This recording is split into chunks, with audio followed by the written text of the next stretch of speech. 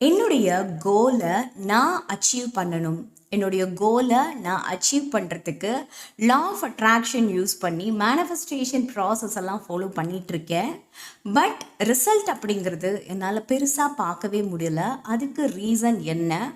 நான் என்னுடைய இலக்கை அடையணும், நான் லா ஆஃப் அட்ராக்ஷன் யூஸ் பண்ணி மேனிஃபெஸ்டேஷன் ப்ராசஸில் சக்ஸஸ் அடையணும் அப்படின்னா நான் எந்த மாதிரி என்னுடைய மனநிலையை வச்சுக்கணும் அப்படின்னு சொல்லி எக்கச்சக்கமான என்னுடைய பர்சனல் கிளாஸ் ஸ்டூடெண்ட்ஸ் என்கிட்ட கேட்குறது அவ்வப்போது வழக்கமான ஒன்று.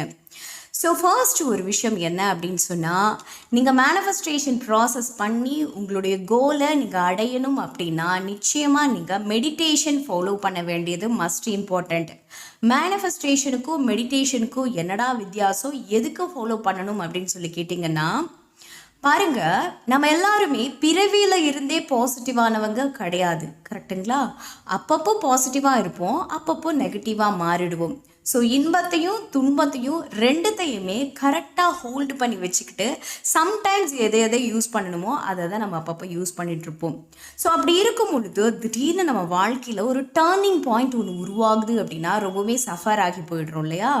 அந்த நேரத்தில் தான் குயிக்காக என்னுடைய இந்த இக்கட்டான சூழ்நிலை சரியாகணும் அப்படின்னு நம்ம ஆசைப்படுவோம். இந்த சூழ்நிலை இப்போவே மாறணும், அதுக்கு நம்ம என்ன வழியை தேடி போகலாம் அப்படின்னு நம்ம நினைக்கிறோம். ஸோ அப்போ தான் law of attraction manifestation process எல்லாம் ஃபாலோ பண்ணுறோம். ஸோ இந்த டைமில் நமக்கு தேவையானது பாசிட்டிவிட்டி. ஸோ இப்போது இந்த விஷயத்துக்கு நாம் மேனிஃபெஸ்டேஷன் பண்ணி சக்ஸஸ் பண்ணுறதுக்கு ரொம்ப முக்கியமான ஒன்று மன அமைதி, கரெக்டுங்களா? ஏன்னா நம்ம மன அமைதியாக இருக்கும் பொழுது தான் நம்மளுடைய வேவ்ஸ் ரொம்ப பாசிட்டிவாக இருக்கும், கரெக்டுங்களா? சரி, ஓகே. இப்போது மன அமைதிப்படுத்தி நம்மளுடைய இந்த இலக்கை நம்ம அட்ராக்ட் பண்ணிடுறோம். ஆனால் மீண்டும் ஒரு நாள் இன்னொரு தேவை நமக்கு தேவைப்படும், கரெக்டுங்களா? அதாவது சிம்பிளாக சொல்லணும் அப்படின்னா, இன்றைக்கி நமக்கு ஒரு கோல் இருந்தது, அந்த கோலை அடையிறதுக்காக இப்போது டெம்பரரியாக ஏதோ ஒரு சந்தோஷத்தை க்ரியேட் பண்ணி பாசிட்டிவாக மாறி அந்த நேரத்தில் நம்ம மேனிஃபெஸ்டேஷன் பண்ணி சக்ஸஸ் ஆகிடுறோம், கரெக்டுங்களா? ஆனால் இதே விஷயம் காலத்துக்கும் தொடரும் பொழுது, ஏன்னா மனுஷ வாழ்க்கையில் ஒவ்வொரு நாளுக்கும் ஒவ்வொரு தேவைகள் அப்படிங்கிறது இருந்துக்கிட்டே தான் இருக்குது ரெகுலர் பேசிஸில். ஸோ இப்போது எல்லா விஷயத்தையுமே நம்ம மேலும் மேலும் அட்ராக்ட் பண்ணுறதுக்கு நமக்கு மஸ்ட் இம்பார்ட்டண்ட் மைண்ட்ஃபுல்னஸ், கரெக்டுங்களா? மெடிடேஷனுக்கு முதல் முக்கிய ரீசனே விழிப்புணர்வு, மைண்ட்ஃபுல்னஸ் அப்படிங்கிறது நம்ம எல்லாருக்குமே ரொம்ப ரொம்ப முக்கியம். ஸோ இந்த இடத்துல தான் என்னோடய ஸ்டூடெண்ட்ஸ் நிறைய பேர் கேட்கக்கூடிய டவுட் அண்ட் கேள்வி என்ன அப்படின்னு சொன்னால், நான் மெடிடேஷன் ஃபாலோ பண்ணுறேன், மேனிஃபெஸ்டேஷன் சக்ஸஸ் ஆகணும் அப்படின்னா நான் மெடிடேஷன் ஃபாலோ பண்ணுறேன், ஆனால் என்னால் மெடிடேஷனில் கான்சன்ட்ரேஷன் பண்ண முடியல, ஒரு விஷயத்த என்னால் ரெகுலராக ஃபாலோ பண்ண முடியல, என்னடா அந்த நேரத்தில் போய் எதோ தோணிக்கிட்டு இருக்கு அப்படின்னு சொல்லி ரொம்ப டிஸ்டர்ப் ஆகிடுறேன், இதற்கு ஏதாவது சொல்யூஷன் இருக்கா அப்படின்னு கேட்குறாங்க. ஒரு விஷயத்தை நீங்கள் அக்செப்ட் பண்ணிக்க வேண்டியது ரொம்பவுமே இம்பார்ட்டண்ட். என்ன அப்படின்னா, நம்ம எல்லாருமே ப்ரெசண்ட்டில் இருக்கிறதே இல்லை, எப்போவுமே பாஸ்ட்டை பற்றியும் ஃப்யூச்சரை பற்றியும் தான் திங்க் பண்ணிகிட்ருப்போம், கரெக்டுங்களா? அப்படி இருக்கும் பொழுது திடீர்னு நம்மளுடைய இன்னர் கான்ஷியஸ் மைண்டை உடனே நம்மளால் சேஞ்ச் பண்ணிட முடியாது. ஸோ உடனே நம்மளுடைய இன்னர் மைண்ட் ஆக்டிவிட்டீஸை ப்ரெசண்ட்டுக்கு கொண்டு வர முடியுமா அப்படின்னு கேட்டால் நிச்சயமாக முடியாது. மெடிடேஷனில் ரொம்ப முக்கியமான ஒரு சப்ஜெக்ட் என்ன அப்படின்னா மைண்ட்ஃபுல்னஸ். நாம் மைண்ட்ஃபுல்னஸோட, அதாவது விழிப்புணர்வோடு இருக்கும் பொழுது தான் ப்ரெசண்ட்டில் இருப்போம்.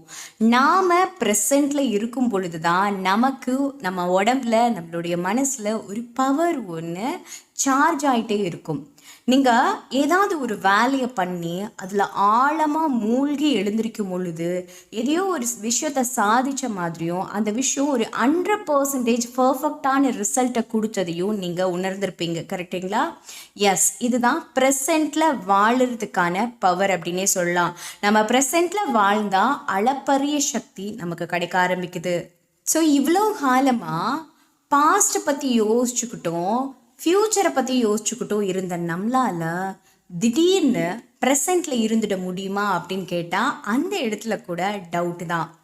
ஏன் அப்படின்னு சொன்னால், நம்மளுடைய இன்னர் மைண்ட் ஆக்டிவிட்டியை அவ்வளோ சீக்கிரமாக ப்ரெசண்ட்க்கு கொண்டு வந்து நம்மளால் கண்ட்ரோல் பண்ணுறது அப்படிங்கிறது ரொம்பவே கஷ்டமான விஷயந்தான்.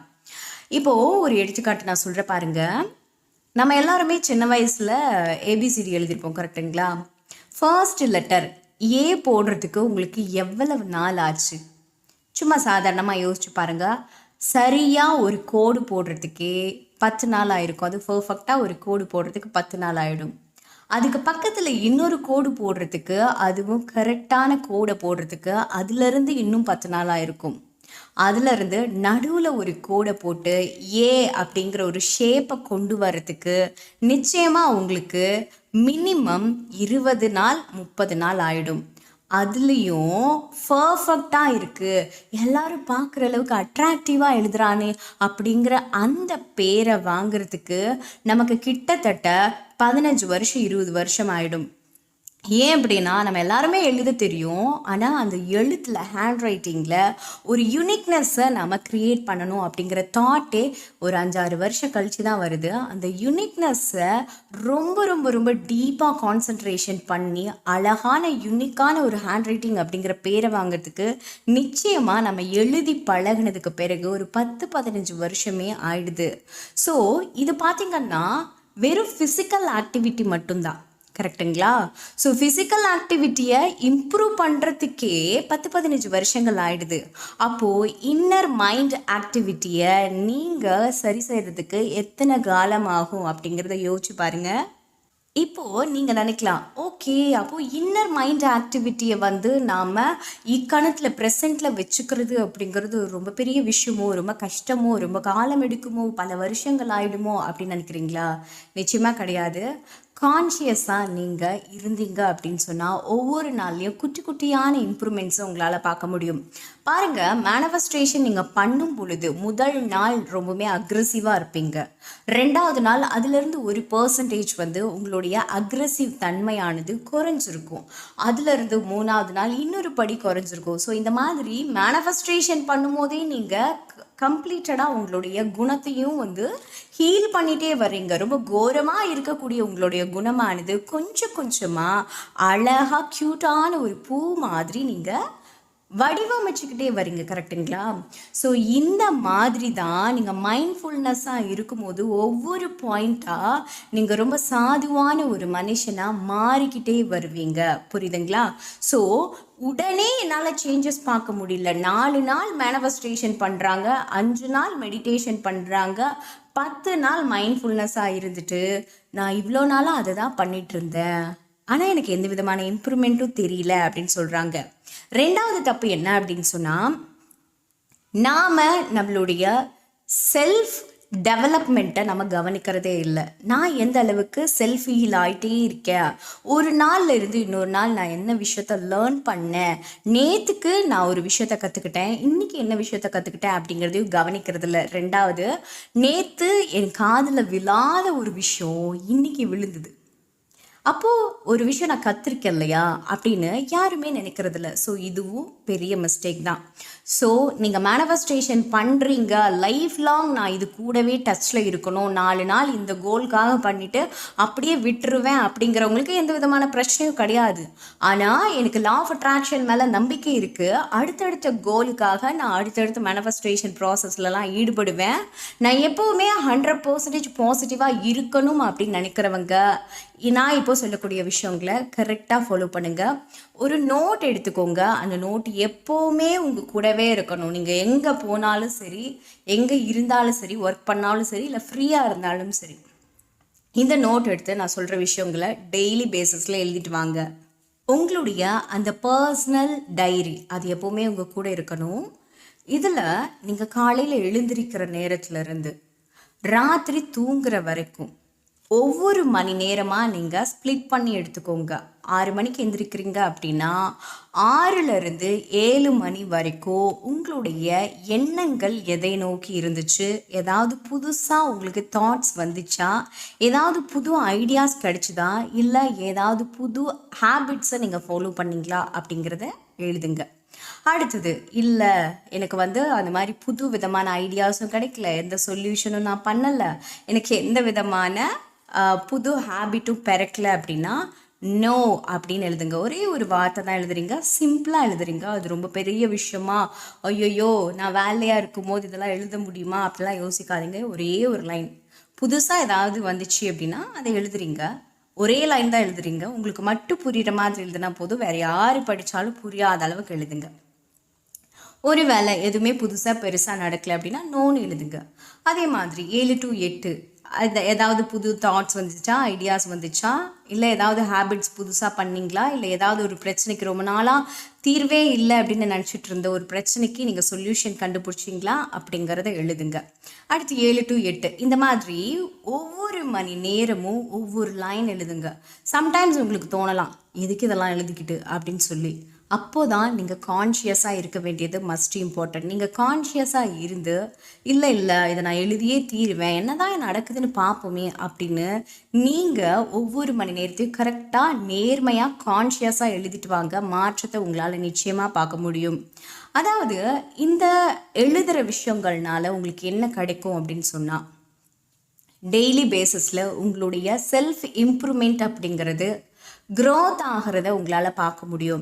ஸோ க்ரோத் ஆகுது அப்படின்னா என்ன அர்த்தம்? இப்போது நேற்று என்கிட்ட இல்லாத ஒரு பொருள் இன்றைக்கி இருக்குது அப்படின்னு சொன்னால் எனக்கு சாட்டிஸ்ஃபைடாக இருக்குது. நேற்று இல்லாத ஒரு பொருள் இன்றைக்கி புதுசாக வந்திருக்கு அப்படிங்கும்போது ரொம்ப திருப்தியாக இருக்குது இல்லையா? ஸோ இன்றைக்கி இருக்கிற பொருள் நாளைக்கு இல்லாமல் போச்சுன்னா ரொம்ப கஷ்டமாக இருக்குது இல்லையா? அப்போது எதையுமே நம்மளால் நம்ம கூட எப்போவுமே வச்சுக்க முடியாது. ஆனால் அந்த நேரத்தில் கூட பெயின் இல்லாமல் ரொம்ப கான்ஷியஸாக ஓகே இது இப்படி ஹேண்டில் பண்ணால் இதை என்னால் சமாளிச்சிட முடியும், இப்போ என்னை விட்டு போகுதா, ஓகே போகட்டும், அப்புறம் மறுபடியும் என்னால் கொண்டு வந்துட முடியும் அப்படின்னு நீங்கள் அசால்ட்டாக இருக்க முடியும். அசால்ட்டானா கேர்லெஸ்ஸாக கிடையாது. நீங்கள் ரொம்ப பீஸ்ஃபுல்லாக காமாக ஓகே போனால் போகட்டும் அப்புறம் வந்துடும் பரவாயில்ல பார்த்துக்கலாம் அப்படின்னு ரொம்பவுமே நீங்கள் ரொம்ப ரொம்ப ரொம்ப ரொம்ப பீஸ்ஃபுல்லாக உட்காந்துக்கிட்டு ஓகே ஃபைனல் கரெக்டாக ஹேண்டில் பண்ணுறதுக்கு இது ஹெல்ப்ஃபுல்லாக இருக்கும். ஸோ இந்த பர்டிகுலர் விஷயத்த ரெகுலர் பேசிஸில் ஃபாலோ பண்ணுங்கள். ஒரே நாளில் சேஞ்சஸ் தெரிஞ்சிடாது. ஒரு நாள் நான் ஃபாலோ பண்ணேன், அந்த ஒரு நாளில் என்னெல்லாம் நடந்துச்சு அப்படிங்கிறதையும் என்னெல்லாம் தாட்ஸ் புதுசாக வந்துச்சு அப்படிங்கிறதையும் எழுதினேன். ஆனால் அதுக்கு பிறகு எனக்கு நிறைய வேலை இருந்துச்சு, ஸோ இதெல்லாம் எதுக்குடா அப்படின்னு நான் விட்டுட்டேன் அப்படின்னா நிச்சயமாக அதில் எது பலனும் கிடையாது, எந்த விதமான யூஸஸும் கிடையாது. ஒரு வேளை என்னோடய லைஃப்பை நான் சேஞ்ச் பண்ணியே ஆகணும் அப்படின்னு நினைக்கிறீங்கன்னா கண்டிப்பாக ஃபாலோ பண்ணுங்கள். புது ஐடியாஸ் கிடைக்குதுன்னா அதையும் நோட்டீஸ் பண்ணுங்கள். புது விதமான வேலை உங்களுக்கு கிடைச்சிருக்கு, ஆஃபீஸ்லேயே ரெகுலராக நீங்கள் பார்க்குற வேலையை விட இன்றைக்கி கொஞ்சம் மூளைக்கு வேலை கொடுக்குற மாதிரியான வேலை எனக்கு கொடுத்தாங்க அப்படின்னா கூட அதையும் நீங்கள் அதில் எழுதுங்க. நோட்டீஸ் பண்ணிகிட்டே வாங்க. உங்களுடைய செல்ஃப் இம்ப்ரூவ்மெண்ட் அப்படிங்கிறது உங்களால் கண்கூடாக பார்க்க முடியுது அப்படின்னா அப்போ தான் செல்ஃப் க்ரோத்தை உங்களால் பார்க்க முடியும். செல்ஃப் க்ரோத்தை உங்களால் பார்க்க முடியுது அப்படின்னு சொல்லும் போது தான் நீங்கள் ரொம்பவுமே சுப்ரியாரிட்டியாக ஃபீல் பண்ணுவீங்க. என்னால் எல்லாமே முடியும், இந்த பிரபஞ்சமே எனக்கானது அப்படின்னு நீங்கள் ஃபீல் பண்ணுவீங்க. அந்த நேரத்தில் நீங்கள் எதை மேனிஃபெஸ்டேஷன் பண்ணாலும் அது நிச்சயமாக உங்களுக்கு கிடைக்கும். ஸோ இது சம்மந்தமாக உங்களுக்கு வேறு ஏதாவது டவுட் இருக்குது அப்படின்னு சொன்னால் கீழே கமெண்ட் பாக்ஸில் எங்கிட்ட கேளுங்க. அல்லது எங்கிட்ட பர்சனலாக லைஃப் கோச்சிங் எடுத்துக்கணும், அல்லது லா ஆஃப் அட்ராக்ஷன் சம்மந்தப்பட்டமான classes, love attract, money attract, job attract, இது போல் ஏதாவது வாண்டட் இருக்குது அப்படின்னு சொன்னால் கீழே டிஸ்பிளே ஆகிட்டுருக்கக்கூடிய நம்மளுடைய வாட்ஸ்அப் கான்டாக்ட் நம்பருக்கு மெசேஜ் பண்ணுங்கள். நான் 2 புத்தகங்கள் எழுதியிருக்கேன். ஒன்று பேராற்றலின் பிறப்பிடம், மற்றொன்று உறக்கத்தின் உளவியல். இந்த 2 புத்தகங்களையும் நீங்கள் வாங்கி படிக்கணும் அப்படின்னு நினைக்கிறீங்கன்னா புத்தகத்துடைய லிங்க்குகளை டிஸ்கிரிப்ஷனில் கொடுத்துருக்கேன். மறக்காமல் புத்தகத்தை வாங்கி படிச்சுட்டு உங்களுடைய கமெண்ட்ஸை மறக்காமல் கீழே கமெண்ட் பாக்ஸில் ஷேர் பண்ணுங்கள். தேங்க்யூ.